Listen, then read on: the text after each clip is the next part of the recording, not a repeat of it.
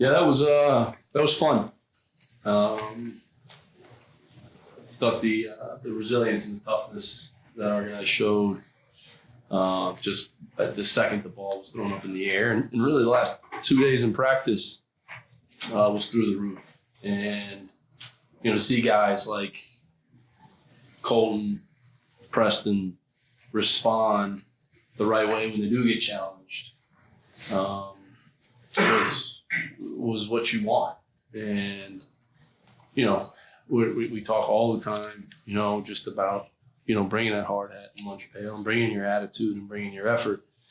And those guys responded after George Mason the right way, and especially that group that was out there on the floor and to start the game. And not that anybody else didn't, but was proud of them. And to think that, we out-rebounded them the way that we did, and rebounding's been a real struggle for us all year, just goes to show me that, we played that game with an unbelievable amount of toughness. And ultimately won us the game because, Carl was 1 for 10 and 0 for 9 from 3, and we still scored 73 points and won by 9. And had we made some free throws down the stretch, we probably would have won a little bit more than that. And like to see us not turn it over again late in the game again.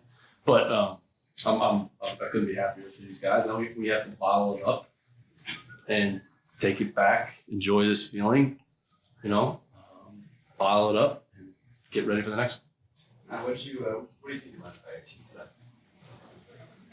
Well, it felt like standing up there, Tori, it felt like one of the first 5 games. Everybody was into it. Nobody was into themselves. Even the guys that didn't start the game. And I felt that just the whole game, I thought TJ almost got a technical at one point, but I don't know if anybody saw, but to start the second half, I turned around and screamed, tell them to tell us to sit down again, because we've been missing that. And, I learned that they're a resilient bunch that, don't like to lose, are fed up with it. And they understand that they got a chance to change this thing. And there's going to be some more bumps in the road. And, we just have to continue to bring it and get better every day. Talk about Carl in the tough game. I know still see the offense be productive enough in Carlisle. Yeah, we've been telling Preston, keep shooting. When you're open, you get a catch and shoot 3, shoot it. He made some unbelievable plays off the bounce. Coach Bergeron has been challenging him offensively too. Some of these guys like him and Trey and TJ that he's coached, he knows the buttons to push, and that's why I think that and the rest of our staff is continuing to learn that. But Preston's a good player on both sides. And the first time I saw him, he came to our camp. This guy's talent level's through the roof, and with Carl struggling, he stepped up in a lot of different ways. But it wasn't the ball going through the net; it was just his effort. And I've been pretty critical of Preston. Not critical, but hey, I want you to put all your focus on defense. Preston has done everything that I've asked him to do. He deserves to start. He comes in with the right attitude every single day, and I'm glad it paid off for him tonight because he deserves that. You mentioned this week the need for that third and fourth guy to step up, and you have Trey who goes off 25 points, but having Samba and Preston, how big was that? Huge. Shoot, if Samba didn't turn the ball over, he probably would score a few more. But yeah, that's what we need, And tonight it was Preston and Samba. Carl obviously didn't have a great game, but it may be Keon next game. It may be Sean. It may be Dibaji. I don't know. But, that's what a team is. When someone's playing well, a group's playing well, you ride with that. And, if it's their night, then you ride with that. And you as a teammate, you're okay with it, But we got to continue to find, the right combinations, but, find ways to get guys not more involved offensively, but find ways to get that extra scorer out there. We can't win when there's 2 of them. When we get 3 or 4 guys in double figures, we're going to be in a good place offensively. Colton finished with 4, 3, and 3, which is super high popping. But what did he kind of bring to the floor for you guys? Toughness, mentality. defend, his body in place, guard the ball. His teammates wanted him out there. You know, I mean, it was great to see that. He's playing with one hand. You know what I mean? Like, I mean, think about that. He broke his hand and he's out there and he wants to be out there more than anything. And, you know, I just think that he responded the right way after George Mason. He responded. And that's what you want to see, especially out of a point guard. Jay was just talking about a lack of leadership on the team for this last stretch, and you said the team's quiet for a little while. I said that changed recently. Didn't give any specifics as to who's been stepping up as a leader, but I kind of just want to get your opinion on what you've been seeing. Yeah, I mean, I think that, you know, as a coach, you want to get to the point where your guys are talking. They're talking to you as a staff. They're talking to each other. It's a bond. And I think that when you get caught up in the season, you can sometimes lose that. And we got to get back to that, spending time, you know, with each other as a team. And, you know, we've done more of that recently, and I think it's paying off, and it needs to continue to pay off. And energy, effort to start the game. How important was that just set the tone for what you're hoping to do for 40 minutes? It was huge.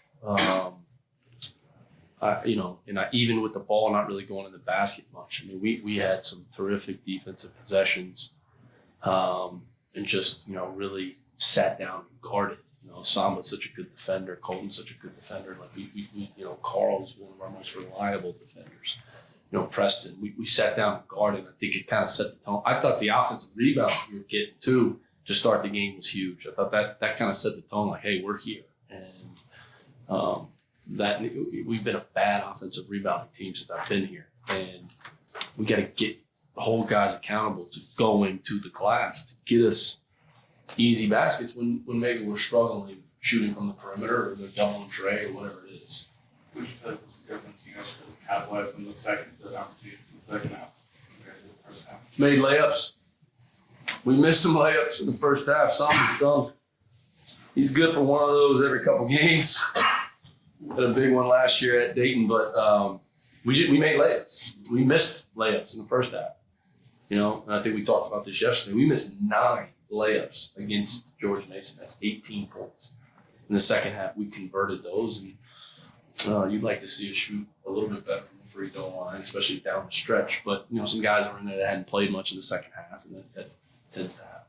With shooting, you know, 35% from the field, 70% from the race, is kind of what were you looking for in terms of not getting consumed on the outside? 100%. Anytime we can hold a team in the 60s, that tells me that we executed our defensive game plan, and you know, we went back to being more aggressive in the half court and less back on our heels. And I think that's the way we have to play. You know, we got knifed up late in the game against Akron, and I think as a staff we were like, okay, are we hurting Trey with having him sprint out there and half blitz pick and rolls? We got to get back to being aggressive, especially in the half court. With all your shooting? After Carl took that blocking call and you went for the run down the bench, how were you for Grossman and Lucius kind of wrapping you up and keeping you from another technique? Bad call, right? No? The guy ran him over. Okay, fine. Okay. Those are my guys, man. Our staff is, you know, is connected. That's important, you know. And Lucius and Brian and Jake have been here, obviously, with me from the rip. And I think that, you know, Tyson is, with our players, it's just such a tremendous resource and that brings that energy. And then I think, you know, me and Tony really balance each other out because we're nothing alike, right? But it's good. And, you know, TJ is in charge of me not getting texts, but TJ almost got one time. So, you know, he's doing a bad job on the other end. Over these next few days, how do you kind of go about making sure that this is a launching pad rather than a high? Yeah, you know, I think that over my years here, we you know, tend to have big wins against good teams in the league, whether last year it was Davidson or, you know, my first year here at Dayton, you know, and then not respond the right way. And, you know, everybody I'm sure on campus tonight is going to tell them how great they are. we're going to point out all the things they did wrong on Monday. Tomorrow has to be your off day. Compliance, Ariel Sante's back here. Tomorrow has to be our off day. And we'll dissect the film and get after it on Monday.